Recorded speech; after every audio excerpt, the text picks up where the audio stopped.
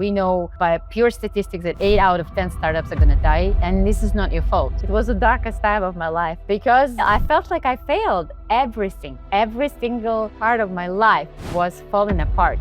My business didn't work out, my marriage was broken. I find myself, there is a room full of founders and investors, 20, 25 people, and we have 2-3 women. Venture capital is still not an industry where women are showing up or where they want to be. And I think we're still thinking that it's too risky for us, and we prefer go somewhere where it's more stable. If someone is going through that at this moment, what would your message be to them? What helped you to maybe ride that wave and build that resilience for yourself?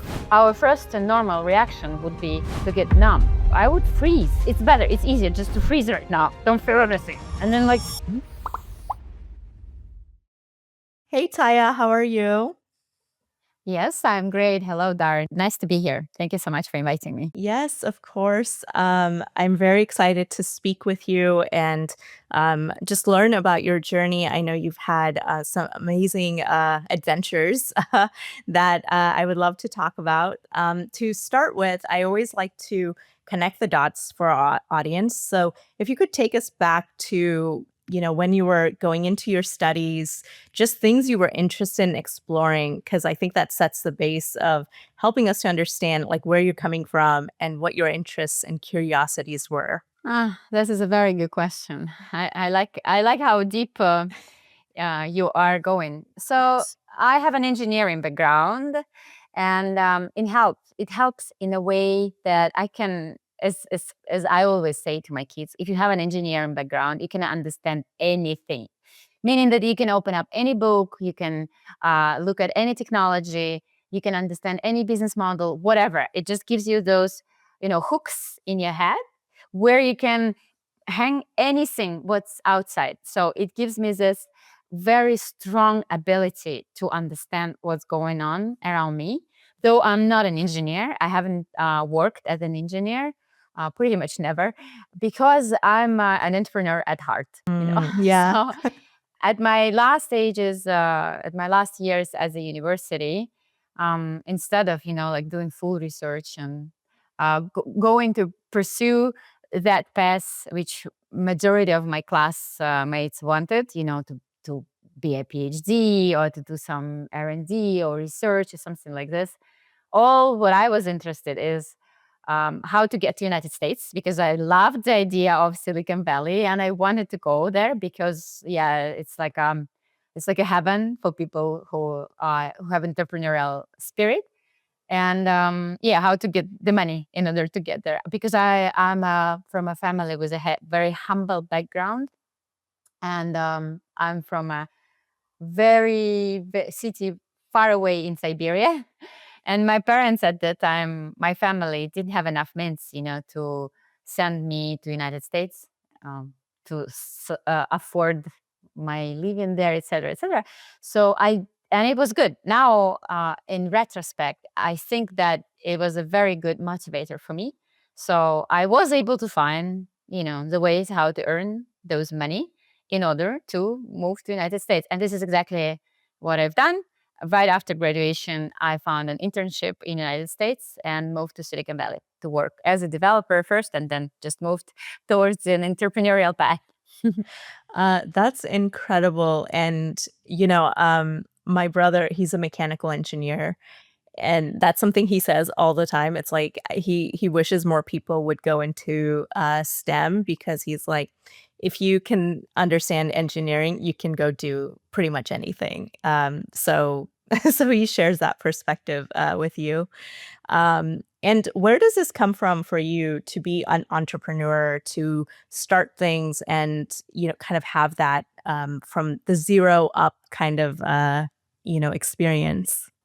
Um, you know, this is a very good question, because I've spent quite a lot of time recently trying to understand what drives me. I was in that you can call it the middle life crisis, where you are in front of something and you don't know where to go.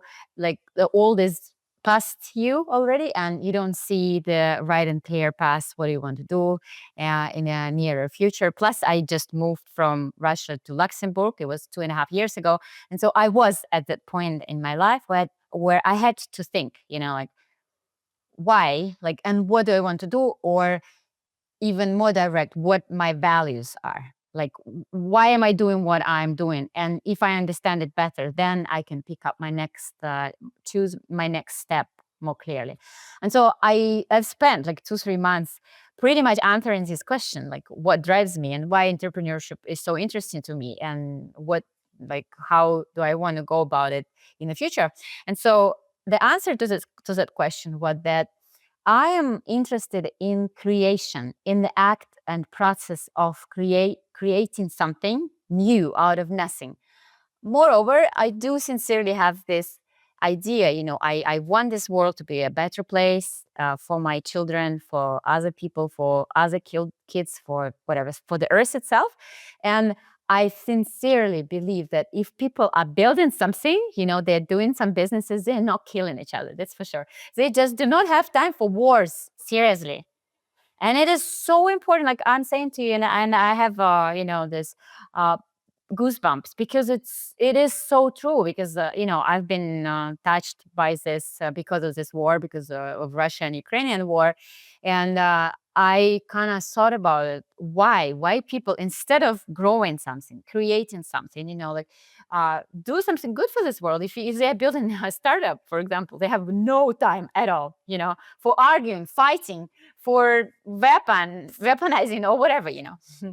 This is why I am very interested, because I think that it's very natural and productive and organic way in order to kind of express yourself in this world. Yeah, and I think there's something about creating something from nothing to also, like, empower you to be like, "Oh, I did that," right? Like, I went from 0 to 10 to 100, whatever, right? Like, this kinda like and I felt that too, like, I came from, like, the corporate background and into, like, starting my own business. Um, it was really empowering to being like, "Oh, like, people value what I'm like providing and they want to pay me." And, so I feel like there's this empowerment that also comes from that. And like you said, it anchors you into a purpose and a drive towards something that's outside of you, that's bigger than you, and, that you're creating value into the world. So that's beautiful that you've been able to reflect on that and kind of come to this understanding of like, why does this really land with me? So you're in Silicon Valley with this internship. What was that experience like to go from, living in a completely different country, coming to the Silicon Valley? What was like your impression? How did you navigate being in a new space? Well, I was as you would say, I was so amazed. I was completely in love with it. I wanted to leave and stay there forever, um, but it was hard. I wouldn't say that it was an easy experience, because, I like, honestly, my English teacher, she has never been out of the country in her entire life. So you kind of understand the quality of the language lessons, which I did have back in Russia in the 90s.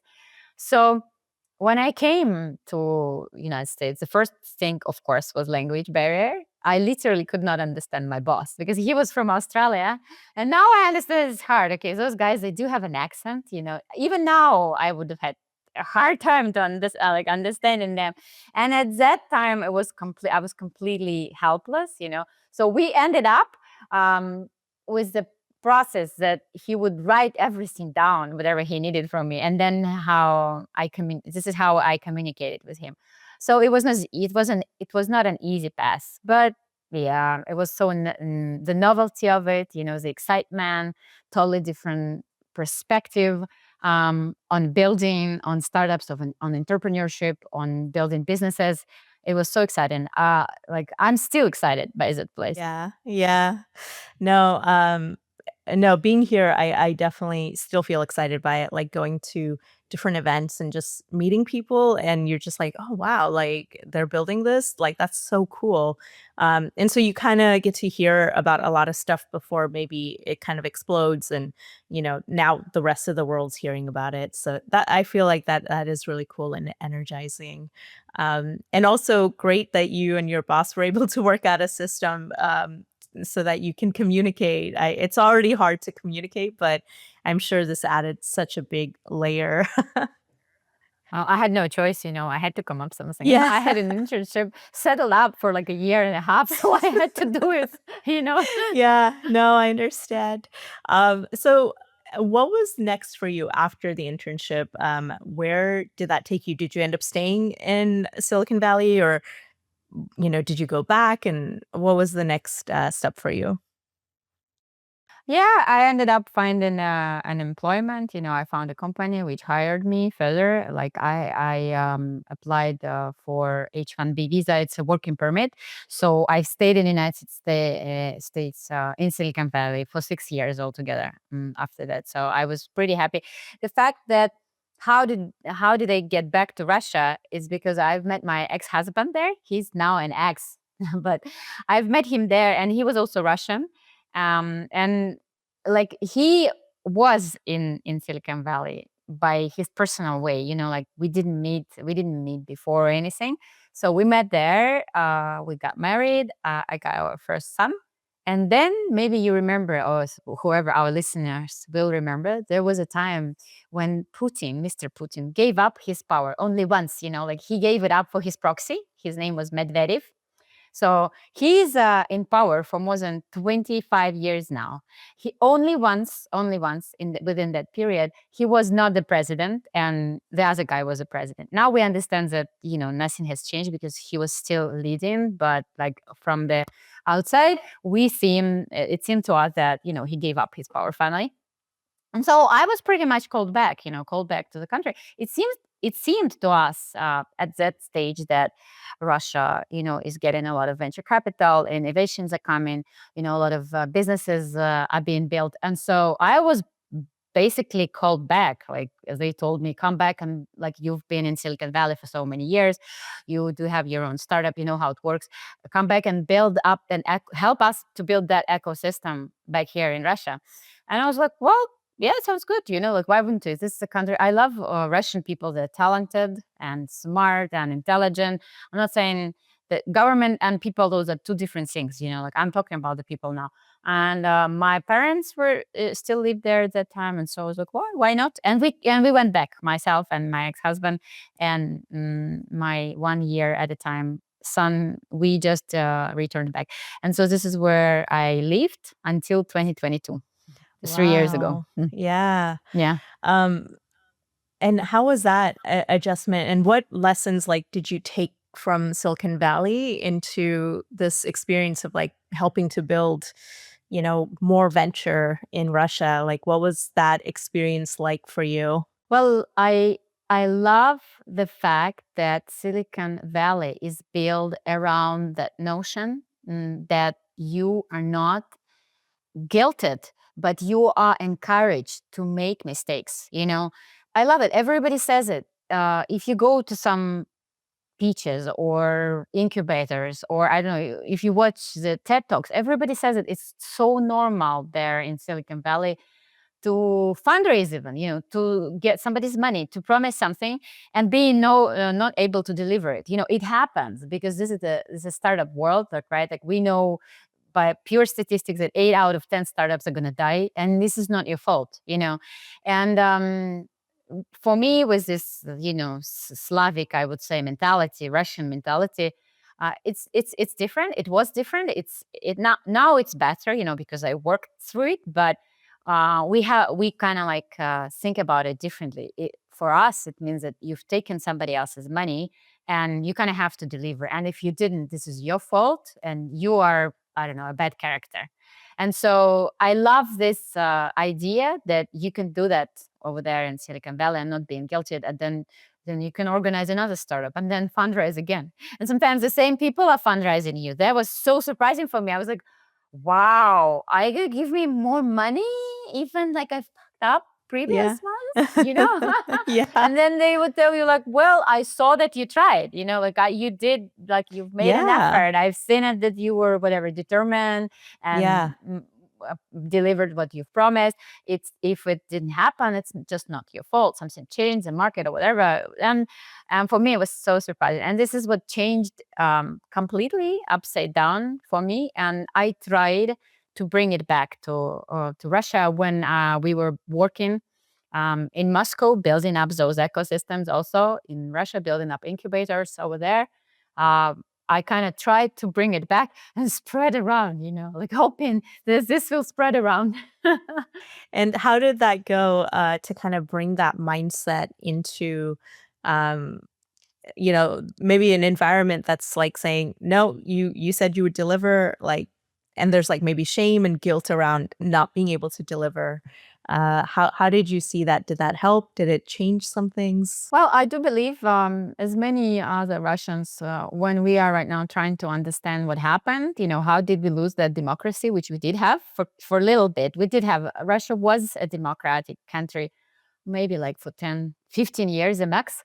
But we did have that little window, and we were asking those questions to ourselves, like, when have we started losing it, like, and what happened? And at that time when I came, like from 2000 to 2010, um, it seemed to me that the country was accepting those no new vibes and new energy and new like people from all over the world were invited, with different type of attitude, including me. So we did have a lot of investment, including venture investment, which came all over from all over the world and built a lot of really nice, great companies. At that time. So I think that it did help, and I was like I made a little I made a little input into that stream. Yeah, absolutely. Um, and I know you mentioned you also started, maybe a couple of startups while you were in Silicon Valley. What was that experience like for you to, build something from nothing? And, like, what did you learn from those experiences that you maybe shared with founders you work with and into this new ecosystem? Well, my first startup was at the very initiative stage, I would say, when I left. So I just made the first steps, and they were like minuscule, so I wouldn't even mention it. Like, but I did start it already when I was in Silicon Valley. And my second startup, I started it already being in Russia, and I've fundraised, like I've raised more than $2 million at a pre-seed stage, which is crazy for me.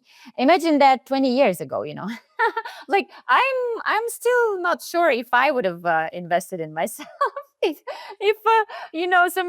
somebody offered it to me now. But yes, I did found an investor there at that time and have fundraised and was building that startup for what was it, 5 years, I think. It didn't work out, unfortunately, and because of the different reasons. And this is where I went back to that mode, and I did feel myself guilty, like because it was my first startup, it was my first failure, and I was not already in the Silicon Valley ecosystem. I was back in Russia, and I've spent enormous amount of money, based, on the surroundings. So it was really, really a lot. And unfortunately, despite of my best efforts, like we could make it. And there were some ages, like maybe probably, and plus my kids were small at that time, and I was getting through a divorce. So it was the darkest time of my life, I would say, because I felt like I failed everything. Every single part of my life was falling apart. My business didn't work out. Like my marriage was broken. So and plus, I'm a woman. I think that for women, it's still harder. Like to maintain that level of certainty and to kind of pursue that risk. And so, yeah, it was a hard time, but it's good. No, I sometimes feel like everything kind of runs into everything, like, it kinda all happens at once sometimes like this, and, what was, like if someone is going through that, at this moment, what would your message be to them? What helped you to maybe ride that wave, and build that resilience for yourself during that time? It's gonna be very, like simple, sounds simple, right? That every simple pass, like what can you say else, right? It is so true. It will pass, it's gonna be better. But right now, since I'm getting older, I found a better way for me to have this wall, something which you can stand upon on, and it's a faith, like I started believing in God. And for people with a lot of uncertainty, like for example, for entrepreneurs or for somebody who is building something new, it doesn't even matter if it's a startup or a career or you've moved to another country. It is very, very beneficial, to kind of know that you do your best, but then there is somebody behind you. Like he loves you. I don't even care which God or some divine you believe into. It doesn't matter. But what's important is that is a creator. Let's call him or her like this. Um, she created us or he created us with love, that's for sure, right? Otherwise the world wouldn't be that beautiful. So I do believe that we've been created with love, meaning that he meant or she meant something good for all of us. And if I'm not seeing it right now, like if I feel bad or broken, or if I'm not getting what I want right now, it just means that I'm not getting the whole picture. That's it.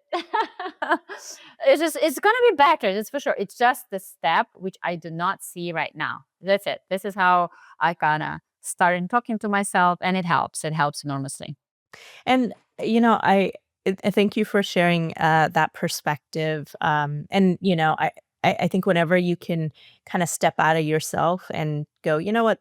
There's a bigger universe, world out there," right? Like, because sometimes it feels like like everything's happening to me, and if you can kinda step back and just say, "Well, right now, yes, I'm going through a hard time, but it won't always be like this, right? Like this moment will pass. There's bigger things happening outside of me, and things do kind of work themselves out, right?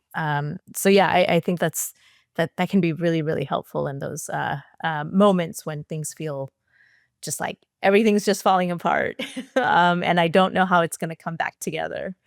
And we're Um, all we're all going through those moments. All it doesn't matter yes, where you live or if you're rich or poor, if you have kids or not, like if you yes, have been happy before, like anyway, everybody will go through those phases. That is for sure. So like yes, why are you thinking that you are the only one?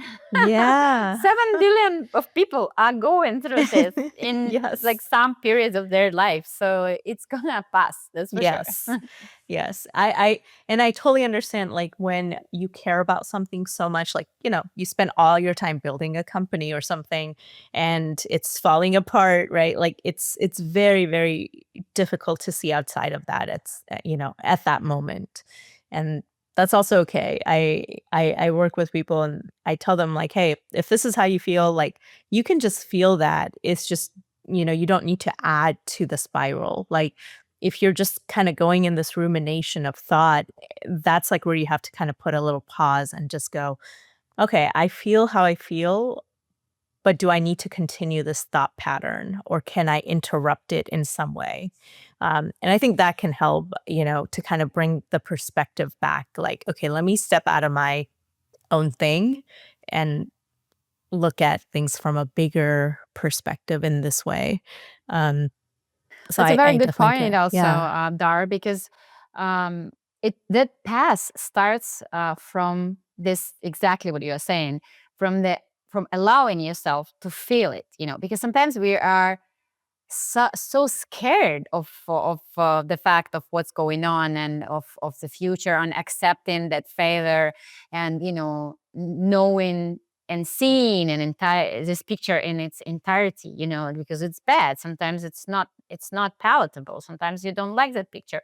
So our first and normal reaction would be to get numb. Like I would freeze. Like it's better, it's easier just to freeze right now, don't feel anything, and then like stay in this state unless everything passes.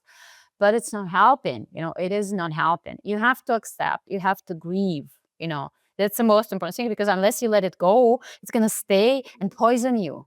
That is the point. And it's not going to pass. You will have to get through it anyway. Like you can hold it there and then like spend 10 more years, in this not very nice state, guilting yourself, being unemotional, not enjoying the life. But then eventually that gate will flood anyway. So Yeah. it's better to do it sooner than later, right? Yes. I the clients I work with, that kind of experience the spiral often, one of the things like we work on is, just kind of feeling it within yourself, like not in terms of thoughts, but actual sensations, because emotions kind of pair with like different sensations in your body, right? And especially like intense emotions. And that's what we're trying to run from because physically it doesn't feel good. So we're like, I want that to end. So I'm going to go do all these other things to distract. And as soon as like you bring your thoughts and attention to the actual feeling, you kind of feel it in this wave, like it starts to kind of climb. And then as you're noticing it, it also starts to go away. And there's been research done on this. I don't know the exact quotations of the research, but um, a lot of great meditations also based around this. And really, the emotion will last like 90 seconds or less when you really give it that full attention. So I think to your point, where if we just stop running from it and actually feel it and sit with it, we see that it actually is not as big as it is in our thoughts, that are kind of making it spiral in this way. And of course, when you're going through things like it's in waves, right? There are moments when it feels fine and then it kind of comes up. So you got to ride that wave. You kind of have to learn to be with yourself, right? Yes. Yes. And I think this is like the lesser known things about being an entrepreneur, right? Like we talk a lot about metrics and business plans and, all these other things, which of course are important. But I think how you show up as a founder, a leader kind of impacts the things you do, right?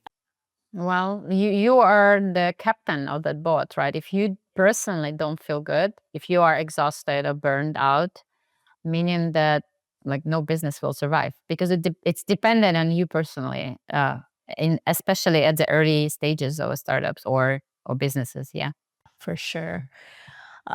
So as you're coming out of these rough moments in your life, in your business, what was next for you? What were your thoughts on here's kind of my next chapter? Well, so let's move on to the most recent ones, the one when we moved to Luxembourg. I would say that you can say that we were forced to move because Russia invaded Ukraine, and I don't support the decision. I don't support my government. I feel bad about what my country does. Plus, I do have son. He was 15 at the time. So we definitely had to move. I don't want him to go to army and, to participate in this madness in any way.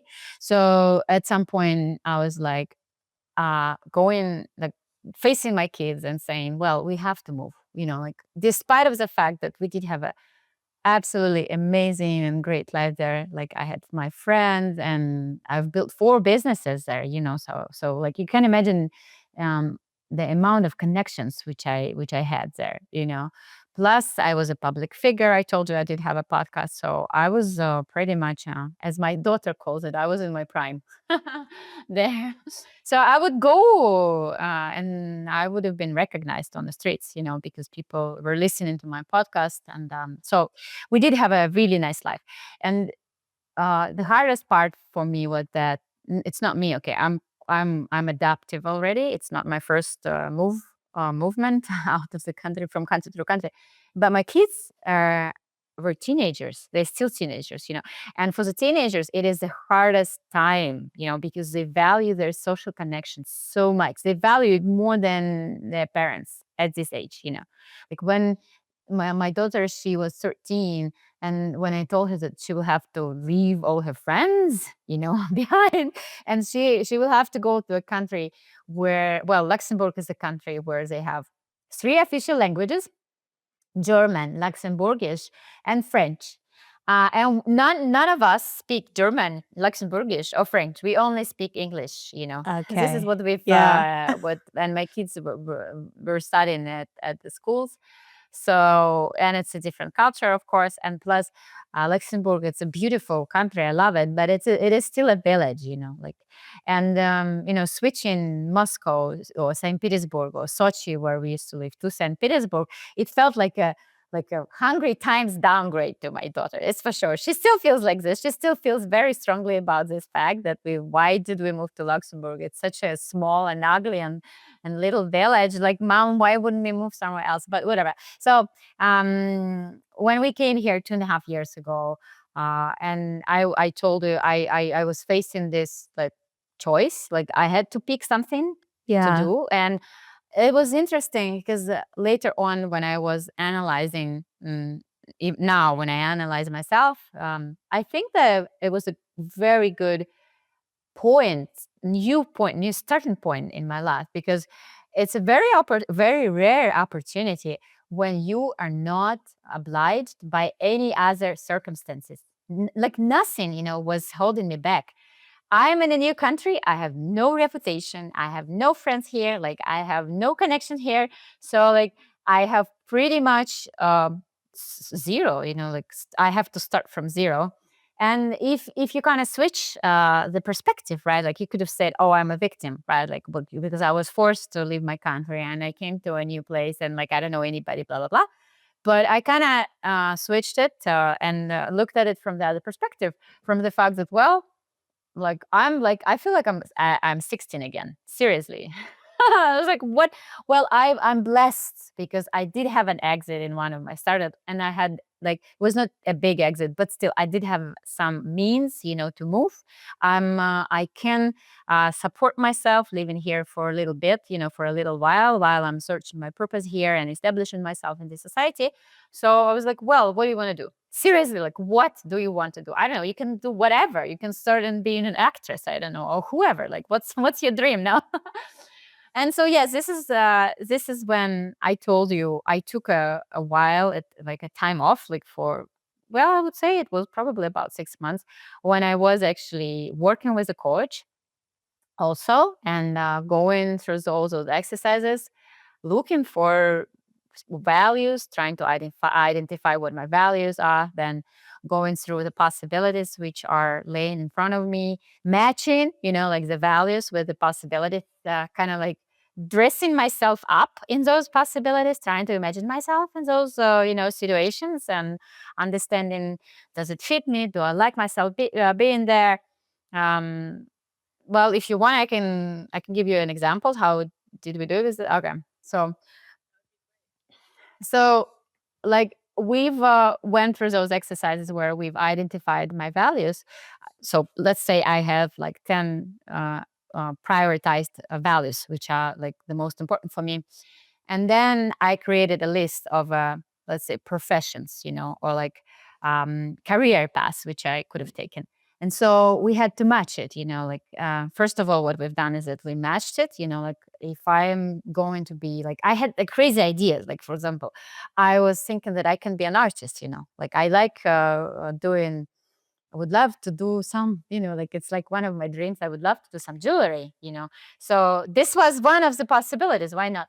And so we would go through that list of my values. And, well, one of my biggest value, except, yeah, with our family, for example, is I need to feel that I belong to something bigger.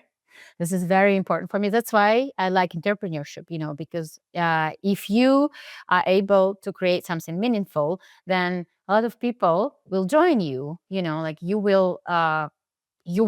are able, there is a possibility to do something meaningful and big and influential, to change something in the world. This is what important for me. And so, like, creating a jewelry out of your cabinet doesn't fit that value really well, you see. So we kind of we kind of deleted it from the list. And then we did have those, like, I don't know, 3 to 5 maybe, like, career paths, which we did have left, at the list. And though the next step was that she asked me to go and try to be that person, like, like, however you can, like, you cannot be a full-time investor, right? Or like, if you haven't started, because it takes years to be an investor, but you can talk to people. So, like, I have a lot of connections. I have a lot of people, Russian speaking people, who are investors, for example. So I would call them and ask, like, how is your day going? Like, what do you do? What's on your day-to-day plate? Like, what decisions do you make? Like, what bothers you, right? Like, what do you like or don't you like in the way how you act every day? And so we kind of, I had a couple of insights, throughout this exercise. And yeah. So, for example, if you want an example, right? One of my ideas was that I wanted to be an investor, but I wanted to be a partner in a VC fund.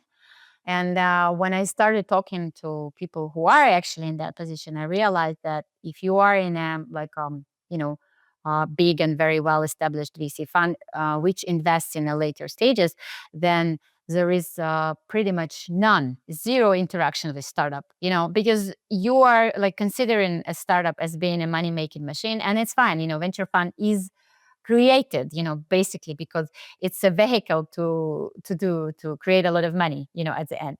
So they have analytics in their teams who are just requesting all those data, financial models, etc., etc. And there is a very little interaction with the startup founder or the team itself.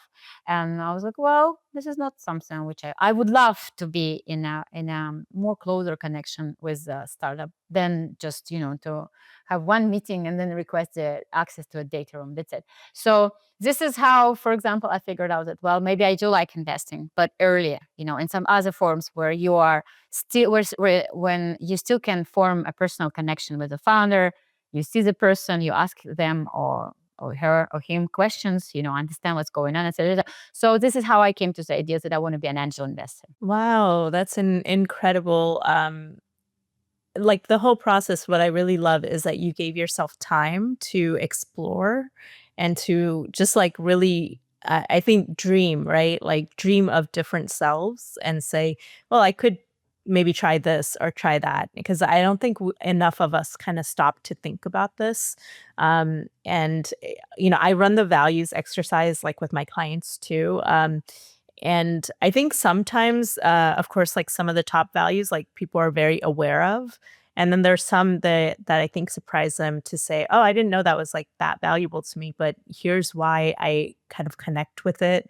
And here's why I need that in my life. And I think that really helps them to then clarify, like, okay, if that's important to me, these are the options I need to look at from a career perspective. So that's great. And what have you learned about being an angel investor, right? Like, I think that's also, and maybe for people who are not aware of what that means, what does that mean to be an angel investor? Yeah, let me go back to follow up one of your sentences, and then I will answer this question. Well, of course, in order to do so, like, to allow yourself have some time, you need to have a privilege. Of course, like, you don't. It's incredibly important, and otherwise you cannot perform this act. If you are stressed, you have to have some resources, financial and time wise as well, because if you are trying to, I don't know, earn money for food or, like, feed your kids, no way you can relax and spend those 3 to 6 months reflecting on yourself or what would you like to do. And this is another thing. This is why I also think I came to this idea of being an investor, because I think that, especially for women, we are not taught, like, in a school with this enough importance of having a financial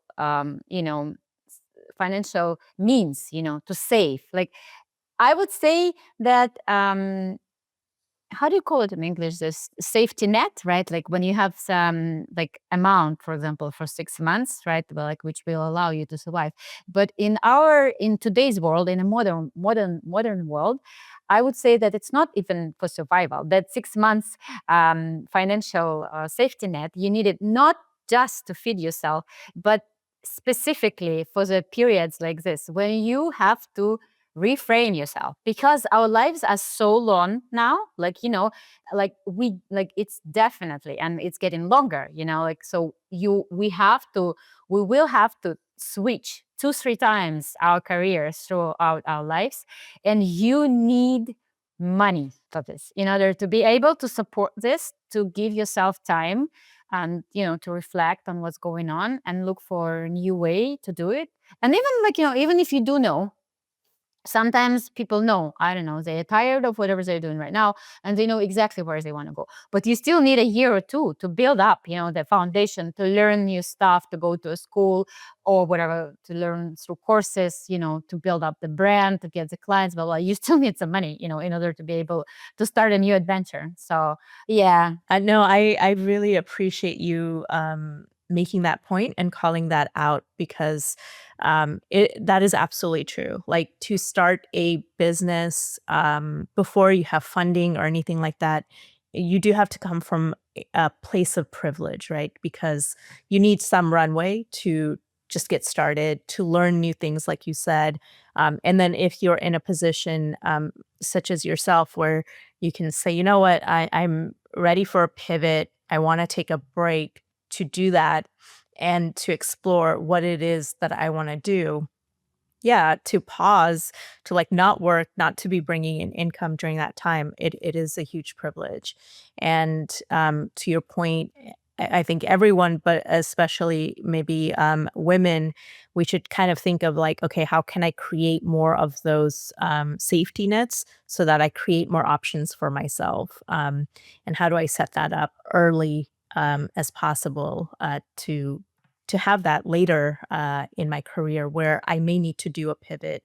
Because, like you mentioned, yeah, I think a lot is changing, especially with all the things we're hearing with like AI and automation. I think there's going to be this growing pain of where we all have to figure out what are those pivots, what are those opportunities. I've heard of this phrase as portfolio careers. I'm sure maybe you've also heard of it, where we're not just doing one thing, but maybe we're doing a few different things that align with our interests, but also support us in what we're trying to do.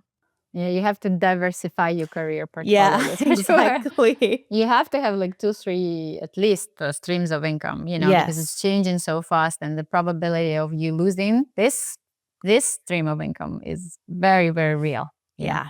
Yeah. Yeah. Mhm. So, yeah, no, thank you for clarifying that. So maybe bringing us back to the question of angel investment. Um, if if the listener hasn't heard of what that is or like wants to understand more of what that is, how would you explain that? What exactly it is? So businesses, they need funding, in order to grow up, in order to fuel their marketing, sales activities, in order to build something up. You need money to pay salaries in order to if you want to create something, right? And so there is an entire industry which is called venture capital, where basically there are some institutions which are called venture investment capital firms, which are created for the single purpose of looking for the good startup, for a good company, in which they invest and then they expect very like big returns. So that's the entire point of this industry, is that the returns which are expected out of that startup is like enormous, like 100x. I don't know. It's not like we call it a cash cow business, like when, like, I don't know, you've created your own cafe or beauty salon. It can feed you. It can be a very good business and you can live on it your entire career.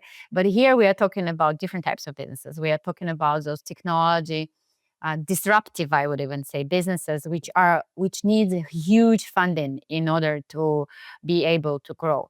And so there is an entire industry which is built around those types of companies, and different, I would say, different bakers, money bakers, exist around that ecosystem. So one of them we've already discussed; those are called venture capital firms, and then there are also individuals like you and me who have some excess capital. It doesn't have to be that big. You can, in the United States right now, you have those syndicates where you can start investing from like as little as $2,000, yes, in the company.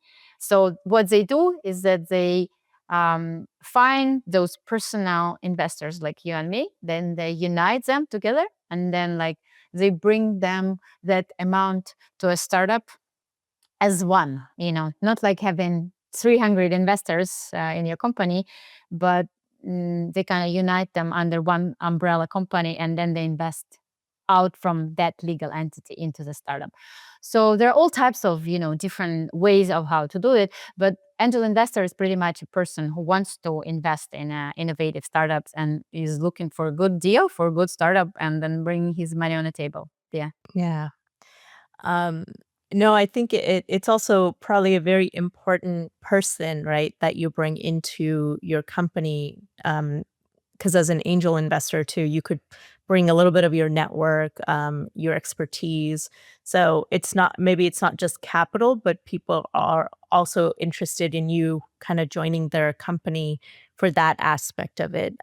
Do you also find that that's also the alignment that the founder and you yourself are looking for? Like, how else can I help the startup? Yeah, it's I would say it varies because it depends. It depends from a founder and from an angel investor. But in general, yes, you're right. Since we are earlier at the stage, we tend to have personal relationships with the founder. We are the first believers. Angel investors are the first believers. Like in many cases, nothing has been done yet. The startup founder has only an idea in his head and a pitch deck.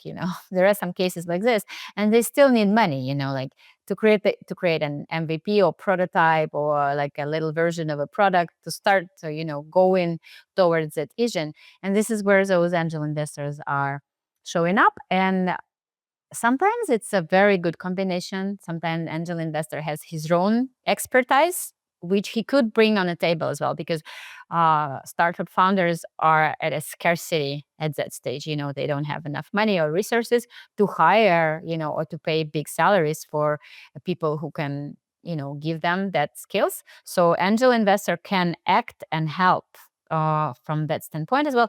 But it depends, like some startups, they don't want that help. And there are some investors which, even if they're angels, they don't want to interfere. Yeah, it really varies. Yeah. Okay. And who qualifies to do fundraising, right? I think we briefly touched on it, but I think as things are changing, some of the tech is like much quicker to build with AI tools and things like that. Should founders start to say, okay, do I need investment, or can I bootstrap this, right? So how, as a early stage founder, can you decide if you need funding or not? Well, the general rule is that um, if you do not, like, the later you are introducing the funding, the better. If you can build up your product without an investment, perfect, do it. Of course, you're right now with all those instruments and tools like vibe coding, for example. You don't even have to pay a developer. You can go and create your own version of your application, right, without anybody, not paying to anybody, just doing whatever you are envisioning. And if it works, and then if you see early signals or signs that this is what people need, then you can go and look for an investment. But there are some industries or verticals, they call it in the investment world, which do still require a lot of money from the very beginning. Like if you are in a space industry, right? Like you can't build like a spaceship, or a rocket Yeah. with the vibe coding, right? You Right, of still need course. investors. Yes, yes. And it, Yes. it hasn't changed yet, and I Yeah. don't think that it will be soon when it will be changed. Or Right. pharma, like if Yeah. if you have created some new drug, it Yeah. takes years, like if not like tens of years, to test it, to go through a trial, etc., etc. And there are some special investors who are picking up those types of startups. Yeah. And so with that, what types of founders do you support? Is it industry specific or is it, you know, what are the qualities, I guess, you're looking for in a founder that you support? Yeah, so it's a very good practice for an angel investor to kind of go through his or her expertise plus preferences and understand. It's called thesis, right? Understand your own thesis, understand exactly which startups like fit your thesis, right? So for me, since majority of the startups which I was doing myself were in fintech, digital AI stuff, this is where I feel strong myself, right? This is what I understand. I understand the logic, the business model. I have experience building it. So this is what I'm looking at. I look for startups in these industries in the very early stages. But, if you've spent your entire life, again, being like in a medical device world, then it should be probably your thesis, like just as a general rule, invest in something which you understand very well. Right. Totally, totally makes sense. And what do you look for in founders who are pitching to you, right? Like, what are some of the things? Because I know this is something that comes up a lot in conversations for founders. So, just from your perspective as an angel investor, and maybe you personally, what do you look for in pitches? What should founders already have prepared? What works? What doesn't work? Just your general guidelines there. Well, you first, of course, the most important person is the founder, right? Because at the early stage, like seed or pre-seed stages, how we call it, you don't have too much data yet, right? Like you just startup hasn't done too much activity yet, even to acquire those data, right? Like if it's later on a stages when you have sales and you can have all kinds of data. You can measure your whatever cost of acquisition and LTV and all that, complicated metrics. But at this stage, all majority of like everything what you have is that founder who is in front of you, and you are trying to understand, is he able to deliver? This is it. It's pretty much the only question which an investor have when he sits in front of the founder. It's called founder product fit. So I just want to see, you have to kind of prove it to me and understand if you particularly with your skills set, with your experience, with your desire and your motivation, be able to deliver this particular business. That's it. So this is a question which we are looking for an answer. This is the one. Then the second one is the market itself, because again, we're talking about a venture business, meaning that we are looking for an extensive returns, and meaning that we have to have a market for it. Like we have to have enough volume to create that money. If it's a small niche market where the earnings are not set sufficient, meaning that I won't be able to do my 200x in this business, then it's not a venture story. It might be a very good business still, like it's just not the venture story. You have to find another, like other ways, to fundraise for it, not through venture capital. Yeah, that's pretty much it. This is what I'm looking for. Yeah. Okay. No, that totally makes sense. And what do you see founders maybe not doing well when they're pitching to potential investors? Because I'm sure you've seen so many pitches. You probably kind of spot some patterns of like, this doesn't usually land so well for investors. Well, Sometimes, yeah, of course, it's like everywhere else. A founder has to be a good storyteller. If you cannot present yourself, if you cannot create a story out of your presentation, especially it relates to the founders who are from their research background, because just based on the work which I'm doing right now, we've been working a lot with those PhDs, who are doing the spin-offs, for example, from universities, and it is so hard, like those people are so much in their research, like they cannot communicate, well enough. Sometimes you can't even understand what is this product about. It might have some potential. Probably they've spent years, developing that product, and I don't know, it might be great and perfect, but if I cannot understand what is this about, then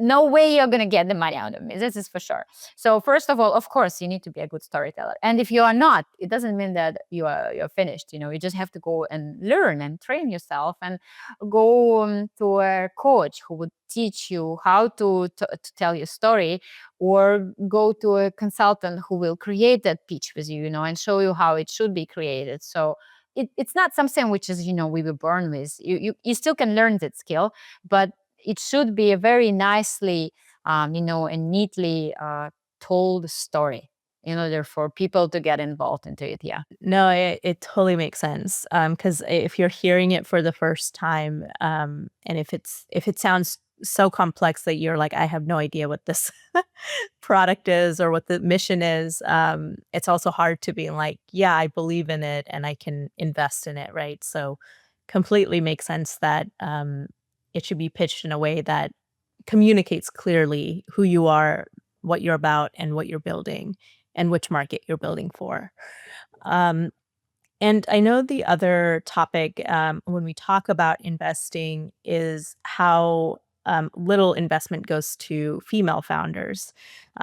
What is your take on this, and what do you feel like would help kind of change this stat a little bit? What would move the needle? It was a very, very sad story in our world, that despite of the fact that, I don't know, in United States and in Europe, I live in a country. Luxembourg is one of the best countries in terms of zero sexual discrimination. Seriously, there is like none. And I see that they're trying to encourage girls to go to STEM, learn physics, and all those kind of like industries which are like originally attributed to men. But the point is that women are still not at that point yet. They are not choosing it themselves. This is the point. Like, I see that nobody's like saying them no here. Like, right, you can do whatever you want to, at least in Luxembourg. And I'm pretty sure that in US, everything is good with that as well. But we're just not choosing it. Like, I've just talked about it with my friend. I find myself very often in the situations where there is a room, for example, full of founders and investors, I don't know, like 20, 25 people. And we have, I don't know, maybe like 2, 3 women in out of those 20 to 25 people in the room. Venture capital is still not an industry where women are showing up, or where they want to be. And I think it's mostly right now, at least, based on the fact that we're still thinking that it's too risky for us, and we prefer go somewhere where it's more, stable, pretty Yeah, much. Yeah. yeah. Um, no, thank you for sharing your perspective on that. I mean, I guess in the US, maybe there's a little bit more complexity around, um, that bias. I'm not sure like what all of the research is. But I think when we look at it, it's still kind of disproportionate to maybe how many women start businesses and how much actually VC funding goes to women. So there's probably something there. But I think to your point, how many female investors are in different VCs, right? I think that number is It's even also less. I pretty think it's low. even less. Yeah. Yes. It's So, even less than founders, I think. yeah. Yes. So I think that plays a huge role too. And how can more women maybe succeed in the VC world? Because I think I've spoken to young female investors, and I do see that it's like a male dominated industry, so they kind of feel lost as to like, how do I navigate my career in this environment? And I'm sure that kind of also impacts how far they go, up that chain. So what do you feel like would help someone maybe who is in that position, who's chosen to be in the field, but maybe struggles with the structure that's already there and finding it difficult to navigate? I think that if you are looking towards this industry and afraid, or scared for some reason to enter it because of this, not willing to risk everything, it's very logical, right? Like, because by nature, we were created to take care of the family, of the kids. We do have kids, like, and it's scary, what if we won't be able to feed them? Yeah, this is like our just like very kind of like logical role. But you can start today, as I gave you as an example. You have those syndicates in the United States where you can start investing from a very little. Those like two to 5K per company, and you can join those syndicates. They have educational webinars. They teach you how to do it. You can be in on their investment committee where the decisions are made. So even if you don't know how to do it yet, but you want to be in that industry, you can sit and listen and join and like understand how it works. So it doesn't have to necessarily be millions of dollars. No, we don't have to start that high. This is how I started, right? I haven't started as a VC investor because I understand that, well, once and for first of all, I don't have right network yet. Like, I'm not in the industry, and nobody's gonna trust me with 50 million, like, or whatever, which is required in order to start your own venture fund. But I can start small.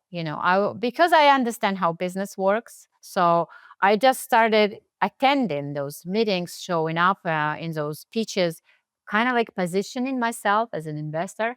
This is how you found me, right? I started writing. This is the first and very useful thing about it is like you write as you learn, right? And then when you write, you process whatever is in your head, et cetera, et cetera. So it's not scary, not at the beginning. It shouldn't be, it doesn't have to be scary from the very beginning, Yeah. It can be very small. Right.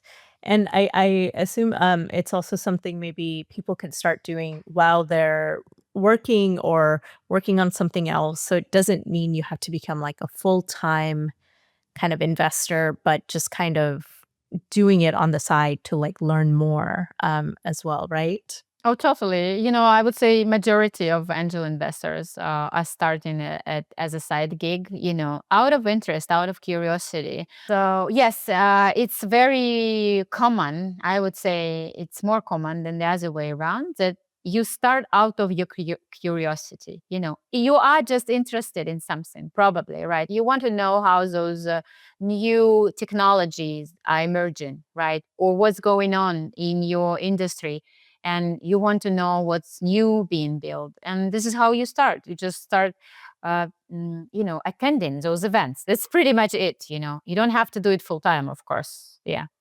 Okay, great. Um, is there anything else you would like to cover that maybe we haven't quite touched on yet? No, I think that it's pretty much it. I loved your question. Thank you so much. You kind of made me thinking. I already have 2 or 3 posts, in my Yeah. head, which Yes. I can take out of this conversation, which I can Yes. elaborate on. Yeah. And I really feel that pain, because it saddens me, when I'm sitting in those rooms alone as a woman. Not because I'm not used to it. I am, because I have an engineering background, so I'm used to sitting like one woman in the room. But I was asking this question to my friend because I have a daughter, and I am interested in that question. Why or how do I bring up my own daughter so she's not afraid of going to those industries, and doing whatever the hell she wants? Because we are talented and capable and able, and we are not worse. But I think that we are in some ways we are better than men. It's just that we are too scared. Right. Yeah. Yeah, and it takes time to maybe change some of the systems and structures that are already there, and to kind of, like you said, encourage more people to say, "No, I want to go try that. I know it's hard and I know it's not going to be easy, but I want to be part of it and still be in this industry, or be part of this solution," right? So I think you're a great example of someone kind of stepping into all of that, and maybe not having a lot of clear role models and examples, right, within the room to kind of look at and say, well, that person did it, so I can do it. You kind of had to be that person, right? When other people weren't really there to show you that. So I appreciate that. And I appreciate your effort to also, just help in this way as an angel investor, to believe in startups and founders at the very early stage when they're kind of looking for some of those validations, right? And just seeing that someone believes in their idea and their mission, I'm sure empowers them even more to kind of say, yes, like I can go do this. So we need that. I hope that I was able to inspire you, my friend, my Yeah. dear ladies friends. This is for sure. Yes. So, yeah, Absolutely. if you want more, just follow me on Substack or on LinkedIn. I write there. Yes. This is how we found each other with Dar. So Yes. I would be Yes. very happy to have you as my readers as well. Yes, we'll definitely include that link. And one question I always end with is, what resources do you recommend our audience to maybe check out that's helped you in your career, in building your businesses, in investing, just things that you feel like would be great for people to check out that are kind of maybe like interested in some of these topics? Well, it depends on the stage at which our listeners are, right?